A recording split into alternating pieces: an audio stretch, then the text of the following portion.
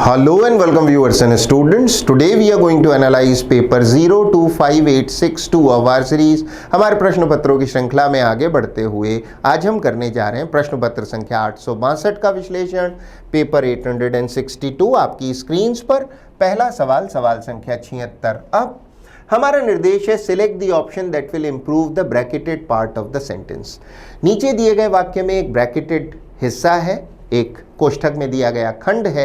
हमारा आंसर वो ऑप्शन होगा जो इससे सही ऑप्शन से रिप्लेस करके वाक्य को ठीक करता हो। तो पढ़ते हैं। To be ready for a conflict. विद्यार्थी ध्यान दें, टू बी रेडी का अर्थ है तैयार रहना। फॉर अ कॉन्फ्लिक्ट, कॉन्फ्लिक्ट है टकराव, संघर्ष। तो टकराव या संघर्ष के लिए तैयार रहना is one of the most effectual. Effectual का अर्थ है प्रभावी, इंग्लिश में इफेक्टिव।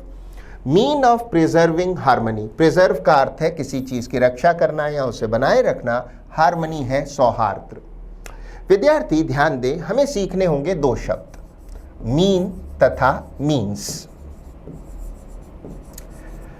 शब्द मीन के अंग्रेजी में कई अर्थ हैं, जिनमें से प्रमुख है जैसे कि अर्थ होना। उदाहरण के तौर पर what does it mean. Mean का एक अन्य अर्थ है कंजूस, एक अन्य अर्थ है नीच या अनफेयर, जो स्वभाव से बुरा हो, नीच हो। और स्टैटिस्टिक्स में मीन का अर्थ एवरेज या औसत भी होता है। किंतु दूसरी ओर शब्द मीन्स का अर्थ है तरीका, किसी चीज को करने का माध्यम या तरीका। और विद्यार्थी ध्यान दें, मीन्स तरीका है और इसकी सिंगुलर तथा प्लूरल फॉर्म्स वही है। जो इसका सिंगुलर फॉर्म है वही इसका प्लूरल फॉर्म है। तो मेथड है तो भी मीन्स, मेथड्स है तो भी मीन्स। तो सिंगुलर तथा प्लूरल फॉर्म एक ही होती है। इस सारे आलोक में हमारा आंसर मात्र ऑप्शन सी हो सकता है, जिसे लगाकर हम वाक्य में पढ़ते हैं। To be ready for a conflict is one of the most effectual, effectual है प्रभावी, effective means of preserving harmony. तो पूरा अर्थ हुआ संघर्ष या टकराव के लिए तैयार रहना जो है सबसे अधिक प्रभावी तरीकों में से एक है सौहार्द या तालमेल को बनाए रखने के लिए। अन्य ऑप्शंस को कभी इग्नोर न करें, तो उनकी भी समीक्षा कर लेते हैं। ऑप्शन ए कहता है is one of most effectual means of. पहले तो ऑफ नहीं ऑफ होना चाहिए था, और दूसरा the most effectual superlative degree है, द भी होना चाहिए था, जो नहीं है। ऑप्शन डी कहता है is one of most effectual mean with. बिल्कुल नहीं, द भी नहीं है, मीन विथ भी नहीं। हमारा आंसर ऑप्शन सी ही रहेगा। आगे बढ़ते हुए सवाल संख्या 77। निर्देश है select the most appropriate meaning of the given idiom. हमें मिला है एक मुहावरा, एक इडियम। हमारा आंसर वो ऑप्शन होगा जो इसका ठीक ठीक अर्थ देता हो। इडियम है put the pedal to the metal. विद्यार्थी ध्यान दें, to put the pedal to the metal का अर्थ है गाड़ी के एक्सेलरेटर को पूरा दबा देना, अर्थात गाड़ी को जितना तेज चला सकते हैं उतना तेज चलाना। To put the pedal to the metal. हमारा आंसर होगा option B, to go full speed specially while driving a vehicle. पूरी स्पीड से जाना, तेज गाड़ी चलाना। अन्य ऑप्शंस की समीक्षा कर लेते हैं। ऑप्शन ए कहता है अवॉइड रिस्पॉन्सिबिलिटी। अवॉइड का अर्थ है किसी चीज से बचना। रिस्पॉन्सिबिलिटी है जिम्मेदारी, by giving it to someone else. इसको किसी अन्य को देकर आप रिस्पॉन्सिबिलिटी या जिम्मेदारी से बचें नहीं। ऑप्शन सी कहता है वेरी एक्सेसिव। एक्सेसिव का अर्थ है बहुत ज्यादा। विद्यार्थी ध्यान दें, एक्सेसिव के साथ सामान्यतः वेरी की कोई आवश्यकता नहीं होती। वेरी एक्सेसिव का वैसे अर्थ हुआ बहुत ही ज्यादा, कुछ ज्यादा ही। ऑप्शन डी कहता है to enjoy oneself by going out. विद्यार्थी ध्यान दें, गो आउट एक फ्रेजल वर्ब है जिसका अर्थ है किसी सोशल इवेंट पर या फिर घूमने के लिए, जैसे रेस्टोरेंट आदि जाने के लिए बाहर जाना घर से। तो खुद को एंजॉय करना गो आउट करके, बाहर जाकर नहीं। हमारा आंसर मात्र option B, to go full speed ही रहेगा। आगे बढ़ते हुए सवाल संख्या 78। निर्देश है प्रश्न शब्द का एंटोनिम या ओपोजिट बताइए। प्रश्न शब्द है कंटेम्प्ट, जिसका अर्थ होता है अवज्ञा, अवमानना या तौहीन। हम अक्सर सुनते हैं कंटेम्प्ट ऑफ कोर्ट, जिसका अर्थ होता है न्यायालय की अवमानना, अदालत की तौहीन। हमारा आंसर होगा ऑप्शन सी, कमेंडेशन। विद्यार्थी ध्यान दें, कमेंडेशन का अर्थ है सराहना या प्रेज। अक्सर जब सार्वजनिक या औपचारिक रूप से किसी को सराहना मिली हो, तारीफ मिली हो, तो उसे कहते हैं कमेंडेशन। अन्य ऑप्शंस पर एक नजर कर लेते हैं। ऑप्शन ए डिसडेन, तो सटीक सिनोनिम है क्वेश्चन शब्द कंटेम्प्ट का, जिसका अर्थ वही है तौहीन या अवज्ञा, अवमानना। ऑप्शन बी एक अच्छा शब्द है अप्रोब्रियम, जिसका अर्थ है समाज में मिला अनादर या तिरस्कार या फिर अपकीर्ति। जबकि अंतिम ऑप्शन ओडियम भी लगभग ऑप्शन बी के समकक्ष है। समाज में अगर किसी व्यक्ति को हिकारत, धिक्कार या घृणा मिलती है तो उसे समाज से ओडियम मिल रही है। हमारा आंसर ऑप्शन सी कमेंडेशन ही रहेगा। आगे बढ़ते हुए सवाल संख्या 79, फिर से वही निर्देश है, ब्रैकेटेड हिस्से को रिप्लेस करें सही ऑप्शन से। तो पढ़ते हैं, there is even a picture by which a witch is riding. विद्यार्थी ध्यान दें, शब्द विच का अर्थ है जादूगरनी या डायन से। कई कहानियों में ऐसी महिलाओं की कल्पना की जाती है जिनके पास जादुई या तिलिस्मी शक्तियां हैं, जिन्हें कहा जाता है विच, हिंदी में डायन या जादूगरनी। इज राइडिंग सवार है अ ब्रूमस्टिक। ब्रूमस्टिक विद्यार्थी ध्यान दें एक प्रकार का झाड़ू है जिसके अंत पर लंबा डंडा होता है। तो पश्चिम में कई कहानियों में या तस्वीरों में कल्पना की जाती है ऐसी कि एक ब्रूमस्टिक पर, लंबे डंडे वाली झाड़ू पर कोई विच सवार है और उड़ रही है। On the side of a police car, police car की एक ओर, शायद ऐसा चित्र बना हुआ होगा। हमारा आंसर होगा ऑप्शन डी, जिसे हम वाक्य में लगाकर पढ़ते हैं। There is even a picture, एक तस्वीर है। विद्यार्थी ध्यान दें, अ सिंगुलर नाउन की बात करता है, ऑफ विच, बाई विच नहीं होना चाहिए था। ऑफ विच राइडिंग, जो कि सवार है। विद्यार्थी ध्यान दें, विच राइडिंग में राइडिंग प्रेजेंट पार्टिसिपल है, विशेषता बताने वाला शब्द। Riding a broomstick on the side of a police car. अन्य ऑप्शंस को कभी इग्नोर न करें, तो उन पर भी नजर कर लेते हैं। ऑप्शन ए गलत है क्योंकि पिक्चर्स नहीं, पिक्चर होना चाहिए था। हमारे पास आर्टिकल ए दिया हुआ है। ऑप्शन सी कहता है picture that of a witch, that of a witch नहीं, और ये विच नहीं, WITCH की स्पेलिंग का इस्तेमाल होना चाहिए था। ये विच तो कौन सा है? हमारा answer option D, picture of a witch riding ही रहेगा।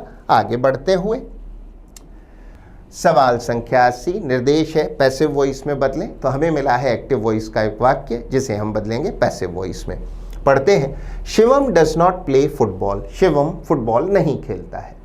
ऐसे वाक्यों में विद्यार्थी सबसे पहले वाक्य के टेंस को पहचाने। डज नॉट प्ले, टेंस हुआ सिंपल प्रेजेंट, जिसे हम पैसिव में बदलेंगे तो नए सब्जेक्ट के साथ हम लगाएंगे इस, एम या आर, जैसी भी आवश्यकता हो के साथ वर्ब की थर्ड या पास्ट पार्टिसिपल फॉर्म। नया सब्जेक्ट फुटबॉल होगा जो कि सिंगुलर है, तो इसका इस्तेमाल होगा। नेगेटिव है तो नॉट, और वर्ब की थर्ड या पास्ट पार्टिसिपल फॉर्म होगी प्लेड। इस सारे आलोक में हमारा आंसर मात्र ऑप्शन सी ही हो सकता है, football is not played by Shivam. अन्य ऑप्शंस पर एक नजर कर लेते हैं। ऑप्शन ए कहता है फुटबॉल वॉज नॉट प्लेड, नहीं। बी कहता है फुटबॉल हैज नॉट प्लेड, बिल्कुल नहीं। और अंतिम ऑप्शन डी कहता है फुटबॉल विल नॉट प्लेड, बिल्कुल भी नहीं। हमारा आंसर ऑप्शन सी ही हो सकता है। आगे बढ़ते हुए सवाल संख्या 81, निर्देश मिला है प्रश्न शब्द का सिनोनिम बताएं, पर्यायवाची बताएं। प्रश्न शब्द है ओमिनस, जिसका अर्थ है अनिष्टकारी या मनहूसियतपूर्ण, ऐसी चीज जो आने वाले भविष्य का संकेत देती हो कि चीजें बुरी होने वाली हैं। इसके लिए एक अन्य सिनोनिम हो सकता है मिनेसिंग अथवा ईवल। उपलब्ध ऑप्शंस में हमारा आंसर होगा ऑप्शन सी, बेलफुल का भी वही अर्थ है, मनहूसियत भरा या फिर अनिष्टकारी। अन्य ऑप्शंस को कभी इग्नोर न करें, तो उन पर नजर कर लेते हैं। ऑप्शन ए, इंसर्जेंट का अर्थ है बागी या रेबल। नायलिस्टिक एक बहुत अच्छा शब्द है। विद्यार्थी ध्यान दें, शब्द नायलिस्टिक में एच को नहीं बोला जाता, उच्चारण होगा नायलिस्टिक, अर्थ है शून्यवादी। सामान्य भाषा में एक ऐसा व्यक्ति जो कहता है कि किसी चीज का कोई अर्थ नहीं है, खास करके धार्मिक अथवा नैतिक चीजों का तो कोई अर्थ नहीं है, वो बेकार की चीजें हैं, ऐसे व्यक्ति को कहते हैं नायलिस्टिक। और अंतिम ऑप्शन डी, ऑस्पिशियस का अर्थ होता है शुभ। ऑप्शन डी तो प्रश्न शब्द का एंटोनिम है, ये है अनिष्टकारी, और ऑस्पिशियस हुआ शुभ। हमारा आंसर ऑप्शन सी ही रहेगा। आगे बढ़ते हुए सवाल संख्या 82, अब की बार मिला है रीअरेंजमेंट ऑफ सेंटेंसेस का एक प्रश्न, जिसे हल करने की विधि से आप बखूबी वाकिफ हैं। दिए गए सेगमेंट्स को जैसे दिया है वैसे पढ़ें और फिर उन्हें तार्किक या लॉजिकल क्रम में रीअरेंज करें। तो पढ़ते हैं। ओपनिंग सेगमेंट है द फेडरल गवर्नमेंट। विद्यार्थी ध्यान दें, फेडरल का अर्थ है संघीय, गवर्नमेंट है सरकार। Currently provides disaster relief. Disaster relief का अर्थ है किसी तबाही या आपदा से के समय जो सहायता या मदद दी जाती है। फॉर डायरेक्ट इम्पैक्ट, डायरेक्ट है प्रत्यक्ष, इम्पैक्ट है असर या प्रभाव, बट लिमिटेड और नो असिस्टेंस, लिमिटेड है सीमित, असिस्टेंस का अर्थ है सहयोग, तो सीमित अथवा कोई भी सहयोग नहीं for indirect effects, indirect effects है अप्रत्यक्ष असर या प्रभाव, और वॉल्केनिक इरप्शंस, वॉल्केनिक का अर्थ है ज्वालामुखी से संबंधित, इरप्शंस हैं एक्सप्लोजन्स या विस्फोट, तो ज्वालामुखी के विस्फोट, एंड अदर नेचुरल डिजास्टर्स और अन्य प्राकृतिक आपदाएं। अंतिम खंड एस कहता है एक्सपीरियंस्ड फ्रॉम, जो अनुभव की गई हो, long periods of volcanic unrest, लंबे जो पीरियड्स हो, वॉल्केनिक है ज्वालामुखी से संबंधित, और अनरेस्ट है कोई परेशानी या परेशानी की स्थिति। इतना पढ़ने पर हमें खासा सटीक अनुमान हो चला है कि ज्वालामुखी के विस्फोट या ऐसी कुछ और आपदाओं से जो डायरेक्ट असर होता है उसमें क्या सहायता दी जाती है और इनडायरेक्ट असर में क्या सहायता दी जाती है अथवा नहीं दी जाती, इसके बारे में है। हमारे पास जो दो बेहतरीन लिंक्स हैं वो है PR तथा QS। सबसे पहले opening statement, the federal government, उसके उपरांत P, करंटली वर्तमान में जो संघीय सरकार है, फेडरल गवर्नमेंट है, provides disaster relief for direct impact, सीधे असर के लिए तो वो सहायता देती है, उस आपदा के कारण जो नुकसान हुआ उसके संदर्भ में वो सहायता देती है। P के उपरांत R, direct impact of volcanic eruptions, तो वॉल्केनिक इरप्शंस हो, ज्वालामुखी विस्फोट हो तो आपदा में सहायता दी जाती है, एंड अदर नेचुरल डिजास्टर्स या फिर अन्य कोई प्राकृतिक आपदाएं आई हो। P के उपरांत R, उसके उपरांत खंड Q, बट लिमिटेड और नो असिस्टेंस, सीधा असर होता है तो मदद देते हैं, किंतु सीमित अथवा ना के बराबर सहयोग या शून्य सहयोग, नो का अर्थ है शून्य, तो सीमित अथवा शून्य सहयोग देते हैं या सहायता देते हैं फॉर द इनडायरेक्ट इफेक्ट्स, अगर अप्रत्यक्ष असर आए हो, सीधे असर ना आए हो। अंतिम खंड मात्र ऐसी हो सकता है। इनडायरेक्ट इफेक्ट्स एक्सपीरियंस्ड फ्रॉम, जो आपने अनुभव किए हो, long periods of volcanic unrest, तो ज्वालामुखी के विस्फोट के बाद जो परेशानी की स्थिति होती है उसके अप्रत्यक्ष असर या प्रभावों से निपटने के लिए सहायता सीमित अथवा शून्य दी जाती है। हमारा आंसर वो ऑप्शन होगा जो ओपनिंग स्टेटमेंट के बाद देता हो, सबसे पहले सेगमेंट P, फिर R, फिर Q तथा S। हमारा आंसर हो सकता है मात्र ऑप्शन B, PRQS, अन्य कोई ऑप्शन सही नहीं। आगे बढ़ते हुए सवाल संख्या 83, निर्देश है choose the word that can substitute the group of words given below. One word substitution का प्रश्न मिला है, पढ़ते हैं। Someone who is inexperienced, inexperienced का अर्थ है अनुभवहीन, इन अ पर्टिकुलर फील्ड और एक्टिविटी, ऐसा व्यक्ति जो किसी क्षेत्र या गतिविधि में अनुभवहीन है कहलाता है नोविस। नोविस का अर्थ है नौसिखिया, जिसको अनुभव ना हो। इंग्लिश में टाइरो या ग्रीनहॉर्न, अनुभवहीन व्यक्ति, नौसिखिया। अन्य ऑप्शंस को कभी इग्नोर न करें तो उन पर एक नजर कर लेते हैं। पहला ऑप्शन है समैरिटन। समैरिटन का अर्थ होता है ऐसा व्यक्ति जो दूसरों की सहायता करता हो। ईगोइस्ट का अर्थ है अहंकारी, अहमवादी, और स्कॉलरली का अर्थ है विद्वतापूर्ण या विद्वान। हमारा आंसर ऑप्शन सी ही रहेगा। आगे बढ़ते हुए सवाल संख्या 84, फिर से निर्देश है प्रश्न शब्द का ओपोजिट या एंटोनिम बताइए। प्रश्न शब्द है क्यूपिडिटी, जिसका अर्थ होता है लालच, ग्रीड। हमारा आंसर होगा ऑप्शन सी, जेनरोसिटी। जेनरोसिटी का अर्थ है विशाल हृदयता, दिल का बड़ा होना। तो अगर आपके अंदर जेनरोसिटी है तो आप लोगों को देते हैं, जबकि क्यूपिडिटी तो लालच है, आप खुद पाना चाहते हैं। अन्य ऑप्शंस पर एक नजर कर लेते हैं। हेट्रेड है घृणा। ग्रीड और एवरिस दोनों सिनोनिम्स हैं प्रश्न शब्द के। विद्यार्थी ध्यान दें, बहुत ज्यादा लालच हो तो ऐसी एक्सट्रीम ग्रीड को कहते हैं एवरिस। हमारा आंसर ऑप्शन सी ही रहेगा। आगे बढ़ते हुए सवाल संख्या 85, निर्देश है रेखांकित सेगमेंट को रिप्लेस करें और वाक्य को ठीक करें। तो पढ़ते हैं। You need to make sure, आपको सुनिश्चित करने की आवश्यकता है। मेक श्योर का अर्थ है सुनिश्चित करना, that nobody gets hurt in your watch. हमारा आंसर होगा option B, on your watch. विद्यार्थी ध्यान दें, मुहावरा है on somebody's watch. On your watch, my watch, his watch का अर्थ है जब आप जिम्मेदार हो, मीन्स आपके सुपरविजन में। इसे लगाकर वाक्य में फिर पढ़ते हैं। You need to make sure, आपको सुनिश्चित करना है दैट नोबडी गेट्स हर्ट, किसी को चोट ना आए। ऑन योर वॉच मीन्स जब आप सुपरवाइज कर रहे हैं, जब आप देखभाल कर रहे हैं, जब आपकी जिम्मेदारी है। इन योर वॉच सही नहीं है, इस मुहावरे में प्रेपोजिशन ऑन का प्रयोग करते हैं। अन्य ऑप्शंस को रिव्यू कर लेते हैं। ओवर योर वॉच भी नहीं, ना ही इनटू योर वॉच। हमारा आंसर मात्र ऑप्शन बी ही हो सकता है। आगे बढ़ते हुए सवाल संख्या 86, फिर से वही निर्देश है, रेखांकित सेगमेंट को रिप्लेस करें सही ऑप्शन से। तो पढ़ते हैं, the dog chased the ball, chase का अर्थ है पीछा करना, फॉलो करना, इनटू द नेबर्स यार्ड, कुत्ता जो है वो बॉल का पीछा करते हुए पड़ोसी के यार्ड, यार्ड का अर्थ है किसी घर मकान के आसपास की खाली जगह को कहते हैं यार्ड। तो पड़ोसी के अहाते में या यार्ड में चला गया कुत्ता बॉल का पीछा करते हुए। वाक्य भूतकालिक है, वाक्य में कोई गलती नहीं है। आंसर होगा नो इम्प्रूवमेंट। वैसे अन्य ऑप्शंस की समीक्षा कर लेते हैं। चेसिंग नहीं, भूतकालिक बात है, चेस्ड होना चाहिए था। ऑप्शन सी कहता है चेस नहीं, प्रेजेंट में भी चेस नहीं हो सकता था, डॉग सिंगुलर है। और ऑप्शन डी कहता है हैज चेसिंग नहीं, हैज के साथ आईएनजी फॉर्म आती ही नहीं है। हमारा आंसर मात्र ऑप्शन बी ही हो सकता है। आगे बढ़ते हुए सवाल संख्या 87, अब की बार हमारा आंसर वो ऑप्शन होगा जिसकी स्पेलिंग गलत हो, जो रॉन्गली स्पेल्ड हो। निसंदेह हमारा आंसर होगा ऑप्शन ए।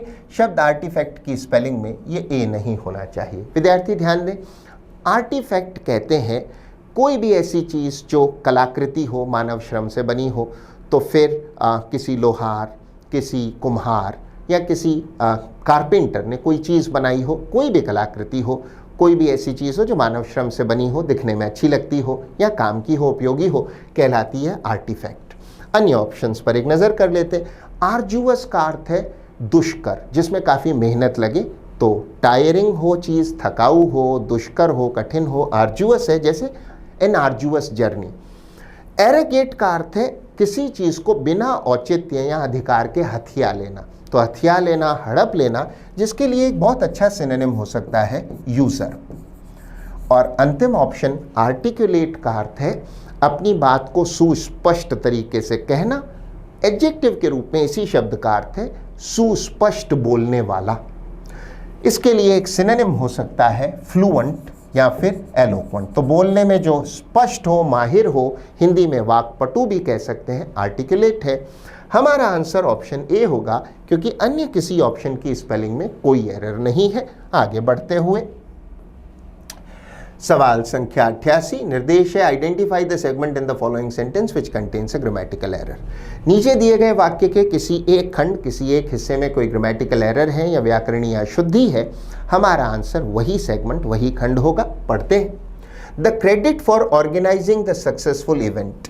क्रेडिट का अर्थ है श्रेय, फॉर ऑर्गेनाइज का अर्थ है आयोजित करना। तो द क्रेडिट फॉर ऑर्गेनाइजिंग का अर्थ हुआ जो आयोजन का श्रेय है। द सक्सेसफुल इवेंट, इवेंट का अर्थ है कोई समारोह, कोई कार्यक्रम। Was given to both Neha and I. वाक्य में एरर कहाँ है? निसंदेह यहाँ है। हमें चाहिए ऑब्जेक्ट प्रोनाउन टू के साथ, हमें ऑब्जेक्ट प्रोनाउन चाहिए। आई का ऑब्जेक्ट प्रोनाउन आई नहीं मी होता है। जिस प्रकार ही का ऑब्जेक्ट प्रोनाउन हिम होता है, शी का हर होता है, आई का ऑब्जेक्ट प्रोनाउन होगा मी।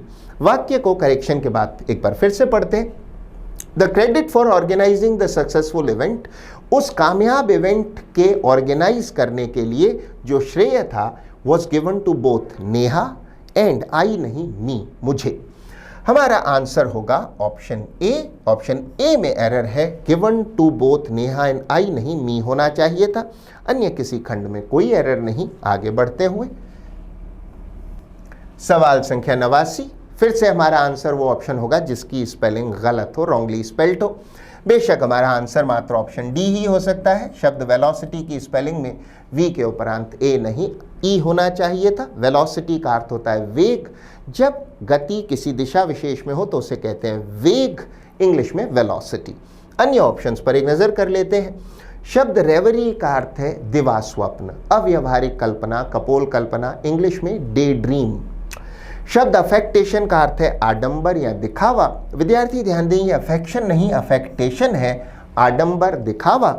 और अंतिम ऑप्शन सी ईस्थेटिक, एक बहुत अच्छा शब्द है, उच्चारण है ईस्थेटिक, अर्थ है सौंदर्य बोध से संबंधित या सुंदरता से संबंधित। अगर किसी चीज़ की ईस्थेटिक वैल्यू है तो वो सौंदर्य या आकर्षण को बढ़ाती है। फॉर एग्जाम्पल, मनुष्य के दांतों की भी बड़ी ईस्थेटिक वैल्यू है, चेहरे की शोभा बढ़ जाती है अगर दांत सुंदर हो तो। हमारा आंसर यद्यपि ऑप्शन डी ही रहेगा, क्योंकि अन्य किसी शब्द की स्पेलिंग में कोई एरर नहीं है। आगे बढ़ते हुए सवाल संख्या 90, फिर से वही निर्देश है, रेखांकित हिस्से को रिप्लेस करें सही ऑप्शन से। तो पढ़ते हैं, ऐड मोर फ्लावर, और भी आटा मिलाएं। फ्लावर का अर्थ है आटा, तो ऐड मोर फ्लावर, और आटा मिलाइए। इफ, यदि, द डो का अर्थ है गूंदा हुआ आटा, इज टू स्टिकीएस्ट। वाक्य में एरर क्या है? देखिए, टू के साथ हमें चाहिए एडजेक्टिव की पॉजिटिव डिग्री, ना कि सुपरलेटिव, तो होना चाहिए था टू स्टिकी, ना कि स्टिकीएस्ट।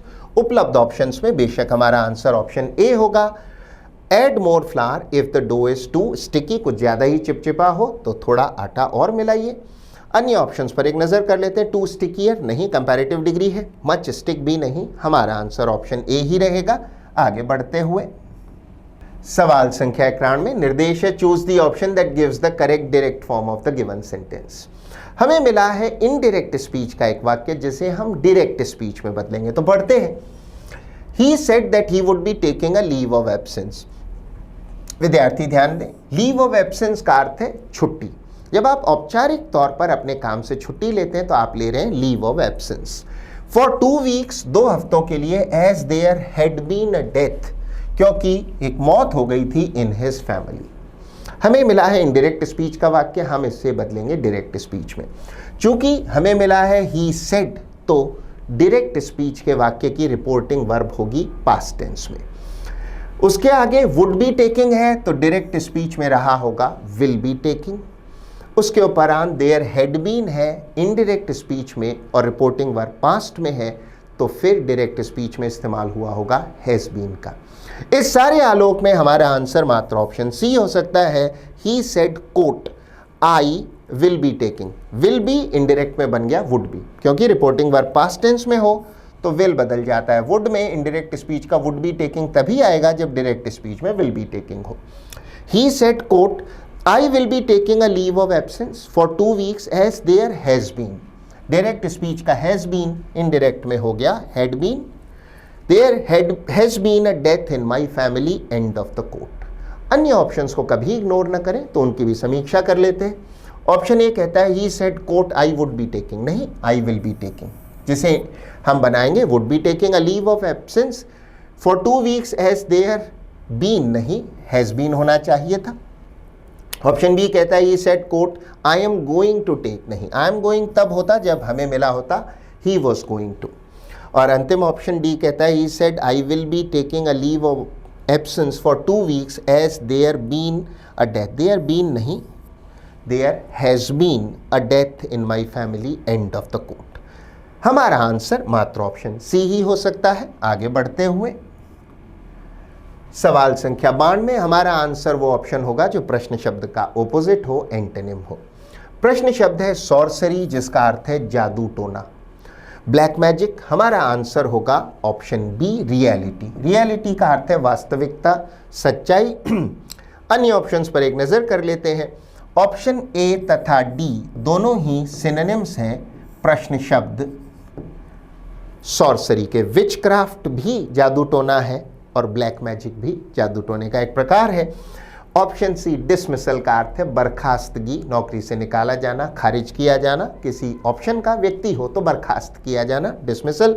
हमारा आंसर ऑप्शन बी रियलिटी ही रहेगा। आगे बढ़ते हुए सवाल संख्या 93, अब की बार मिला है फिल इन द ब्लैंक का एक प्रश्न। पढ़ते हैं, he made me think. Made me think means उसने मुझे ऐसा प्रेरित किया अथवा मजबूर किया सोचने के लिए of an old time magician, पुराने जमाने के एक जादूगर के बारे में, more than dash else, more than anything else. किसी और चीज़ की तुलना में उसने मुझे प्रेरित किया, मजबूर किया कि मैं सोचने लगा गुजरे जमाने के एक जादूगर के बारे में। अन्य ऑप्शंस पर एक नज़र कर लेते हैं। मोर देन नथिंग एल्स नहीं, more than anything else. More than a thing भी नहीं, नोबडी भी नहीं, किसी अन्य चीज़ की तुलना में मुझे सबसे ज़्यादा उसने प्रेरित किया कि मैं सोचूं गुजरे ज़माने के एक मैजिशियन या जादूगर के बारे में। हमारा आंसर ऑप्शन डी ही रहेगा। आगे बढ़ते हुए सवाल संख्या 94, निर्देश है दी गई इडियम या मुहावरे का अर्थ बताएं। Blessing in disguise. विद्यार्थी ध्यान दें, ब्लेसिंग का अर्थ है कोई वरदान, डिस्गाइज है छिपा हुआ रूप या छद्म रूप। तो ब्लेसिंग इन डिस्गाइज का अर्थ है छिपा हुआ वरदान, अर्थात एक ऐसी स्थिति जो ऊपर से देखने पर अप्रिय लग रही है, बुरी लग रही है, किंतु उसमें बहुत बड़ा फायदा छिपा है। हमारा आंसर होगा option B, something bad that turns out to be good. तो छिपे हुए वरदान को कहते हैं अ ब्लेसिंग इन डिस्गाइज। उदाहरण के तौर पर कोई आदमी जिस नौकरी की तैयारी कर रहा था उसमें नाकाम रहा, असफल रहा, नौकरी नहीं लगी, किंतु बाद में उसने अपना व्यापार शुरू किया और बहुत बड़ा उद्योगपति बन गया। तो नौकरी में सिलेक्ट ना होना उसके लिए हो सकता है एक ब्लेसिंग इन डिस्गाइज। अन्य ऑप्शंस पर एक नज़र कर लेते हैं। Something that happens very rarely. Rarely यानी बहुत यदा कदा, बहुत कम नहीं। A good thing introduced into your life as a blessing. एक ऐसी चीज़ जो अच्छी है और आपके जीवन में आई है, नहीं। A good deed. डीड का अर्थ है कर्म, रिवॉर्डेड का अर्थ है पारितोषिक या इनाम दिया जाना, प्रतिफल दिया जाना एज अ ब्लेसिंग, बिल्कुल नहीं। हमारा आंसर ऑप्शन बी ही रहेगा। आगे बढ़ते हुए सवाल संख्या 95, फिर से एक रीअरेंजमेंट ऑफ सेंटेंसेस का प्रश्न है। विधि वही है, पहले पढ़ें और फिर सेगमेंट्स को सही क्रम में अनस्क्रैम्बल करें, रीअरेंज करें। तो पढ़ते हैं। Fasting also leads to a feeling of rejuvenation and extended life expectancy. विद्यार्थी ध्यान दें, बहुत अच्छी वोकैबुलरी है। फास्टिंग का अर्थ है व्रत रखना। ऑल्सो लीड्स टू कारक बनता है, क्या इससे निकलता है, क्या परिणाम आता है। अ फीलिंग ऑफ रीजुविनेशन। रीजुविनेशन का अर्थ है कायाकल्प। अगर नया उत्साह, नई ऊर्जा, वापस से शरीर में नई एनर्जी आ रही हो तो उसे कहते हैं रीजुविनेशन, कायाकल्प। एंड एक्सटेंडेड यानी बढ़ी हुई। लाइफ एक्सपेक्टेंसी का अर्थ है आयु की संभाव्यता, कि आदमी कितना जिएगा, उसे कहते हैं आयु की संभाव्यता, इंग्लिश में life expectancy. A study was performed on earthworms. Earthworms आप जानते हैं केंचुए। That showed the extension of life. Extension है वृद्धि of life thanks to fasting. Fasting के फलस्वरूप। थैंक्स टू का अर्थ है के फलस्वरूप। द एक्सपेरिमेंट, जो ये प्रयोग था, वॉज परफॉर्म्ड इन 1930s 1930 के दशक में बाई आइसोलेटिंग। आइसोलेटिंग का अर्थ होता है पृथक करना। One worm and putting it in on a cycle of fasting. और इसको रख दिया गया, एक साइकिल मीन्स चक्र रखा गया उसके लिए, फास्टिंग एंड फीडिंग। कुछ समय तो उसको भूखा रखा जाता, एक तरह से व्रत रखा जाता, यहाँ अर्थ है भूखा रखने से। एंड फीडिंग, और कुछ समय उसे खिलाया जाता। मनुष्य के अर्थ में फास्टिंग व्रत रखना है, किसी प्राणी के अर्थ में उसे भूखा रखने से अर्थ है। तो 1930 में एक जो है एक्सपेरिमेंट किया गया जिसमें एक अर्थवर्म को बाकी अर्थवर्म से अलग कर लिया गया, एक केंचुए को अलग कर लिया गया और उसे एक ऐसे चक्र पर डाला गया जिसमें कुछ समय भूखा रखा जाता और कुछ समय उसे खिलाया जाता। दी आइसोलेटेड वर्म। आइसोलेटेड मीन्स जिसे पृथक किया गया हो। Worm greatly outlived. आउटलिव का अर्थ होता है अधिक जीवित रहना, किसी से अधिक जीवन होना। अधिक जीवित रहा, उसकी उम्र अधिक हुई द अदर वर्म्स, अन्य कीड़ों के मुकाबले। इतना पढ़ने पर हमें खासा सटीक अनुमान हो चला है फास्टिंग के महत्व के बारे में। अगर व्यक्ति खुद को भूखा रखे, क्योंकि ये प्रयोग अर्थवर्म्स पे मनुष्यों पर भी लागू होता होगा, तो अगर कोई व्यक्ति फास्टिंग करे, कोई प्राणी फास्टिंग करे, तो उसके जीवन की जो संभाव्यता है, लाइफ एक्सपेक्टेंसी है, वो बढ़ जाती है। शायद ऐसा निष्कर्ष है। हमारे पास जो दो बेहतरीन लिंक्स हैं वो हैं PQR और अंतिम खंड हो S। सबसे पहले introductory segment P। Fasting also leads to a feeling of rejuvenation and extended life expectancy. Fasting से ऐसी फीलिंग भी आती है कि आपका जीर्णोद्धार हो रहा है, कायाकल्प हो रहा है, नई ऊर्जा आ रही है और आयु की संभाव्यता बढ़ रही है। P के उपरांत Q। A study was performed on earthworms that showed the extension of life thanks to fasting. एक अध्ययन हुआ और अध्ययन का विषय थे केंचुए। उनसे ये देखा या ये सामने आया कि फास्टिंग के फलस्वरूप, थैंक्स टू फास्टिंग, जीवन का जो अवधि है वो बढ़ जाती है। उसके उपरांत खंड R। The experiment was performed in the 1930s by isolating, पृथक करके, one worm and putting it on a cycle of fasting and feeding. भूखा रखने और खिलाने के उसके चक्र पे रखा गया। कुछ देर भूखा रखा गया, फिर कुछ समय खिलाया गया, फिर कुछ अवधि के लिए भूखा रखा गया। अंतिम खंड मात्र ऐसी हो सकता है। द आइसोलेटेड वर्म, जो पृथक किया हुआ वर्म था, greatly outlived the other worms, जो बाकी केचुए थे उनसे ये अर्थवर्म ज़्यादा लंबा जिया। हमारा आंसर वो ऑप्शन होगा जो हमें देता हो सबसे पहले Q, उसके उपरांत Q, P, सबसे पहले P, उसके उपरांत Q और फिर R और S, इसी क्रम में। तो हमारा आंसर होगा ऑप्शन डी, पहले पहले P, उसके उपरांत Q, R तथा S, इसी क्रम में, अन्य कोई ऑप्शन सही नहीं। आगे बढ़ते हुए अंतिम 5 प्रश्न हमें मिला है cloze test fill in the blanks का एक समुच्चय जिसे हल करने के तरीके से आप बखूबी वाकिफ हैं। जैसे दिया है पैसेज को सबसे पहले वैसे ही पढ़ें, पहले हल करने की चेष्टा ना करें। यदि समय नाकाफी हो, अपर्याप्त हो, तो पैसेज को आधा पढ़ें और उसके उपरांत उसे हल करें, और हमेशा याद रखें ब्लैंक्स के आगे तक पढ़ें। तो पढ़ते हैं। The games were held every 4 years from 1924 until 1936। वो जो खेल थे वो हर 4 साल में आयोजित होते थे, 1924 से लेके 1936 तक। After which they were dash by world war 2, द्वितीय विश्व युद्ध। द ओलंपिक्स, उन खेलों का नाम है, विद्यार्थी ध्यान दें। ओलंपिक्स अथवा ओलंपिक गेम्स एक ही बात है। Olympics means Olympic games dash in 1948 were dash held every 4 years until 1992, the winter and the summer Olympic games। Olympic games वही है जो Olympics है। used to be held in the same year but following a 1986 dash। इतना पढ़ने पर हमें खासा सटीक अनुमान हो चला है कि ओलंपिक गेम्स या ओलंपिक्स के आयोजन की जो समय सारणी होती थी, समय अंतराल होता था कि वो कब कब आयोजित होंगे, उस अंतराल में पहले क्या स्थिति थी, बाद में क्या हुई, वर्ल्ड वॉर 2 आने से, द्वितीय विश्व युद्ध आने से कैसे चीज़ें प्रभावित हुई, इसके संदर्भ में अब हम इसे हल कर सकते हैं। फिर से पढ़ते हैं। The games were held every 4 years from 1924 until 1936, after which they were dash by world war 2, after which they were interrupted. Interrupt का अर्थ होता है बाधित होना। फिर वो बाधित हो गए द्वितीय विश्व युद्ध से। अन्य ऑप्शंस पर एक नजर कर लेते।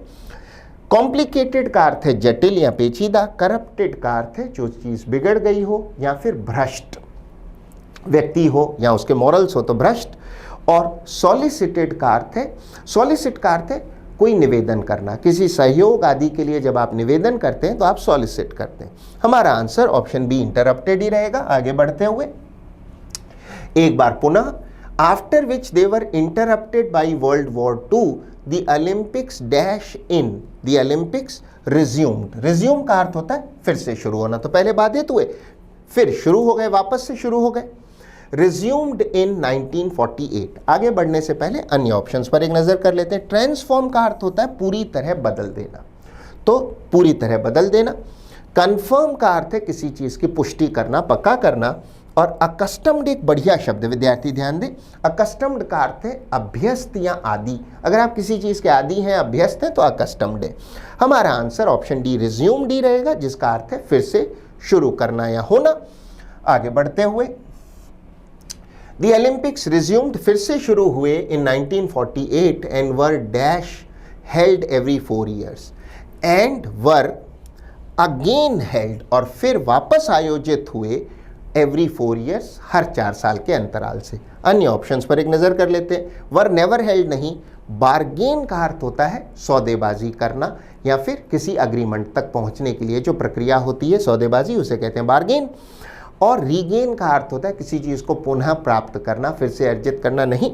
हमारा आंसर होगा अगेन, पुनः। एक बार इसे फिर से पढ़ लेते हैं और आगे बढ़ते हैं। एक बार पुनः, in 1948 and were again held every 4 years until 1992, the winter and the summer Olympic games। विद्यार्थी ध्यान दें, ये विंटर और समर ओलंपिक गेम्स अलग अलग होते हैं। सामान्यतः विंटर ओलंपिक गेम्स में हिस्सा लेने वाले देशों की संख्या भी कम होती है। इनमें हम शामिल करते हैं ऐसे खेल जैसे स्कीइंग, स्नोबोर्डिंग, आइस स्केटिंग इत्यादि। यूज्ड टू बी हेल्ड, आयोजित किए जाते थे इन द सेम ईयर, एक ही साल में, but following a 1986 dash, following a 1986 decision. 1986 में एक फैसला लिया गया और उसके उपरांत by the international Olympic committee international Olympic committee द्वारा एक फैसला लिया गया, द विंटर ओलंपिक्स उसके उपरांत हैव बीन हेल्ड 2 ईयर्स। आगे बढ़ने से पहले अन्य ऑप्शंस पर एक नजर कर लेते हैं। इनडिसीजन का अर्थ है अनिर्णय की स्थिति। ऑप्शन सी एक अच्छा शब्द है, विद्यार्थी ध्यान दें। इंसीजन का अर्थ है कोई चीरा या कट, तो किसी के शरीर पर या त्वचा में इंसीजन लगाया गया है तो कोई कट या चीरा लगाया गया है। जबकि प्रिसीजन का अर्थ है सुस्पष्टता या सटीकता, इंग्लिश में एग्जैक्टनेस। हमारा आंसर ऑप्शन बी डिसीजन ही रहेगा। आगे बढ़ते हुए एक बार पुनः पढ़ लेते हैं। Until 1992, the winter and the summer Olympic Games used to be held in the same year, but following a 1986 decision by the International Olympic Committee or IOC, the Winter Olympics have been held 2 years dash the Summer Olympics 2 years after. 1986 में IOC ने एक फैसला लिया, उसके बाद winter और summer Olympic games एक ही साल में नहीं होते, 2 साल के उपरांत होते हैं। मींस समर ओलंपिक गेम्स के 2 साल के उपरांत होते हैं। Winter Olympic games have been held 2 years after summer Olympics. अन्य ऑप्शंस पर एक नजर कर लेते हैं। टुगेदर का अर्थ है साथ, नियर का अर्थ है पास में और इमीडिएट का अर्थ है तुरंत। हमारा आंसर ऑप्शन सी आफ्टर ही रहेगा। सो ये था आपका एनालिसिस पेपर 862 का। I hope you manage to learn a few things from it. अच्छे असर के लिए वीडियो को फिर से देखें, वीडियो में सिखाए गए नियमों का अभ्यास करें, वीडियो में सिखाई गई वोकैबुलरी को लिखें, नोट करें और बहुत बेहतर होगा उन शब्दों, उन इडियम्स का प्रयोग अपने एग्जाम्पल सेंटेंसेस में करें। So keep trying, keep working, keep learning. All the best. Thank you and bye bye.